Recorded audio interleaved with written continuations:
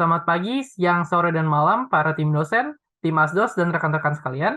Sebelumnya, perkenalkan nama saya Marvel Kren dengan NPM 20065966573. Pada kesempatan kali ini, saya akan menjelaskan mengenai program studi independen Bangkit Academy dengan learning path yang saya ikuti, yaitu Mobile Development.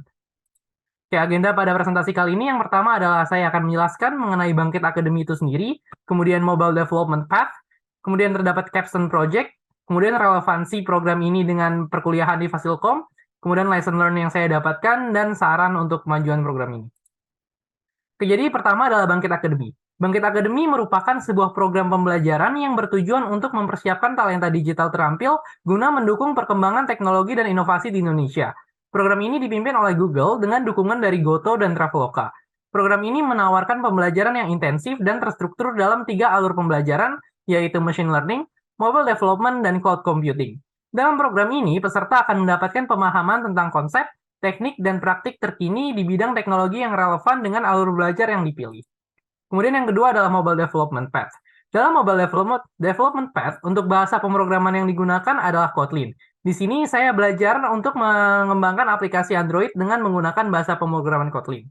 Kemudian tidak hanya itu, di sini saya juga belajar teknologi terbaru untuk mendesain layout dalam pengembangan aplikasi Android, yaitu menggunakan Jetpack Compose. Kemudian, proses pembelajaran di Mobile Development Path pada studi independen Bangkit Academy menggunakan di Coding Academy yang dipelajari secara mandiri dan dapat diakses secara asinkronus. Kemudian setelah berakhir masa pembelajaran, kami juga dipersiapkan untuk mengikuti ujian sertifikasi Global Associate Android Developer atau AAD yang diselenggarakan oleh Google. Nah, berikut ini adalah tech skill modul yang saya dapatkan selama pembelajaran di Bangkit Academy. Yang pertama yaitu memulai pemrograman dengan Kotlin. Di sini saya mempelajari mengenai dasar-dasar dari pemrograman dengan Kotlin.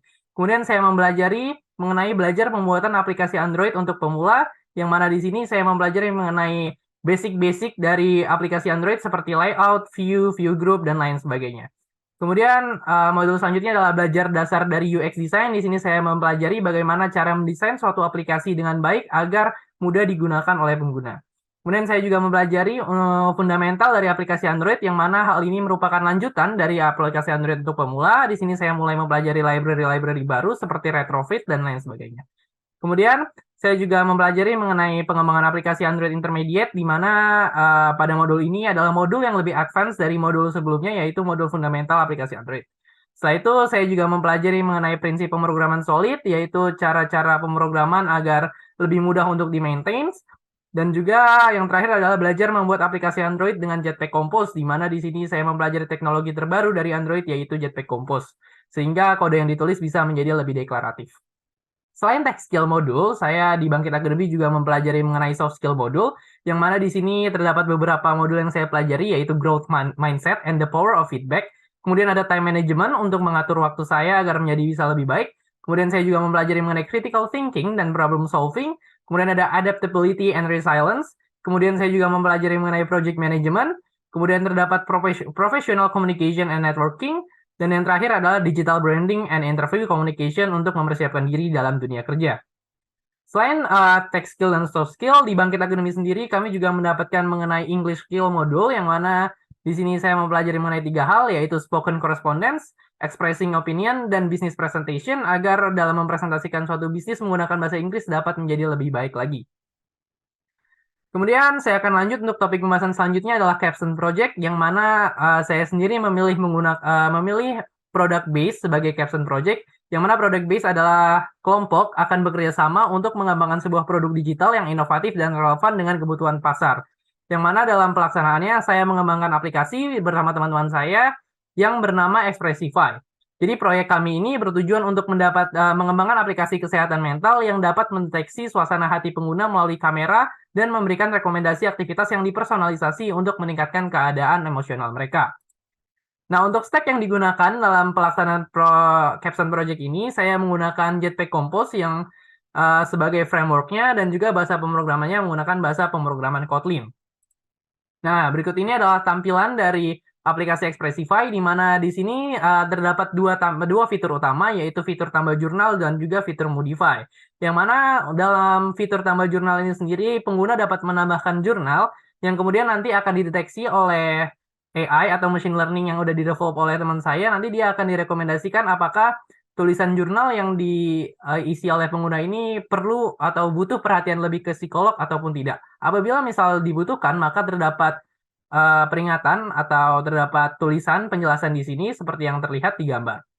Kemudian untuk fitur utama selanjutnya adalah modify, yang mana fitur ini pengguna dapat mengetahui perasaan atau mood-nya saat ini. Nah, nanti di sini pengguna akan diarahkan untuk membuka kamera dan juga memfoto dirinya pada saat itu juga. Setelah itu, maka pengguna akan mendapatkan prediksi ataupun perasaannya dia pada saat itu, dan juga rekomendasi dari musik atau buku ataupun lagu yang akan ditampilkan di aplikasi pengguna. Selain dua fitur utama, kami juga mengembangkan fitur lainnya, yaitu adalah home screen-nya sendiri, yang mana dari home screen ini, pengguna dapat dengan mudah untuk menuju ke fitur-fitur utama yang ada di aplikasi kami. Selain itu terdapat fitur artikel juga, yang mana di sini pengguna dapat mencari artikel-artikel yang dapat membantu akan kesehatan mental mereka. Oke, jadi untuk memperjelas fungsionalitas dari aplikasi Expressiva yang saya kembangkan bersama teman saya selama Capstone Project, saya telah menyediakan video demo prototype sebagai berikut. Welcome to our prototype demo. Let's explore the features of our app together. To get started, let's create an account. So at first, we have to click this, and we have to fill the required information such as your name, email, and the password. So I will fill out my name first here. My name is Marvel. Also, I will fill out my email, which is marveltrump@expressify.com. Also, I will fill my password, where my password is just simple as this. And then I have to confirm my password here. After confirming my password, I will click continue button here. And then I have to choose what is the genres of the music that I like. So in here, I love the comedy and K-pop music, of course. And then how about the movies? Actually, I love Japanese movies. So I will choose the Japanese movie here. And then what about the book? I love the thriller book so much. So I will click register here. So yeah, we have to wait until the registration process is finished. Yeah, the register is success. Welcome to our home screen. From here, you can access various features such as journal, modify, and also the articles. So at first, we go to the journal features. Journals allow you to express your thoughts and emotion. You can also get insights about your mental conditions. Here, you can add your thoughts, feeling, or any other important notes. Let's try and edit an entry. Once you're done, you can analyze your journal entry to get insights about your mental well-being. Based on the analysis, the app will determine if you may need mental help or not. And then the second one is the modify features. Modify is our main feature that uses facial recognition to predict your mood and give recommendation of movies, book, or music that suits your current emotional state. To get started, let's take a quick photo of your face. So here we will click the camera button, and it will open your camera, and then we take a snap of our selfie. And after that, we click on the prediction mode button here after we see our review of the picture. And then we have to wait until the prediction is shown. Right now, the app will analyze your facial expression and provide recommendation based on your moods. So here is the result. At the top of the screen, we can see the image preview of the previous taken selfie. And the mood prediction is happy, and the music recommendation is OMG. When we click the OMG button, it will direct into the Spotify link. Here we go. And it will direct into the Spotify link. And then we go to the last features is articles. The article feature provides a collection of articles related to mental health. Here you can explore various articles that cover different aspects of mental health.